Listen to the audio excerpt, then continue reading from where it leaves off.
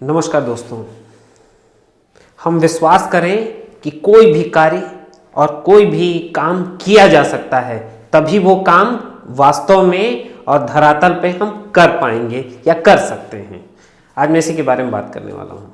एक मूलभूत कदम और जो शुरुआत है, विश्वास करें कि कोई भी काम जो आपने सोचा है वो किया जा सकता है, और इस चीज़ का दृढ़ विश्वास अपने दिल और दिमाग दोनों जगह रखिए।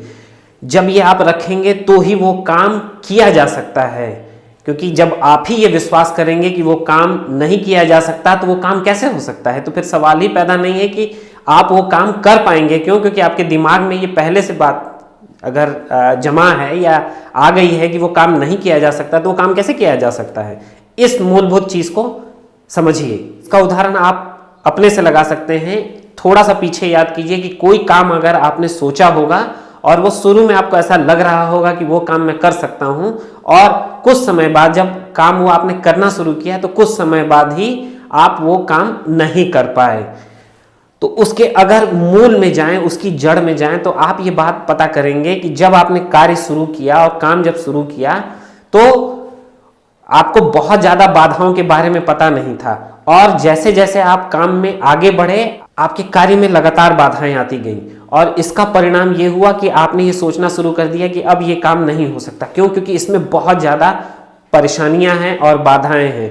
और फिर आपका ये दिमाग इस तरह से काम करने लगता है कि वो ये सोच लेता है कि अब ये काम नहीं हो सकता, और जैसे ही आपका दिमाग ये काम सोच लेता है कि अब ये काम नहीं हो सकता, तो फिर वो काम वहीं पे खत्म हो जाता है और आपके लिए भी उस काम का कोई अर्थ नहीं रह जाता है। क्योंकि सच तो ये है कि कोई भी कार्य जो आप कर रहे हैं उसका एक ही रास्ता नहीं हो सकता है। ये हो सकता है कि जिस रास्ते को आप अपना रहे हैं उस रास्ते से वो काम नहीं हो सकता है, लेकिन एक कार्य को करने का एक ही रास्ता तो है नहीं।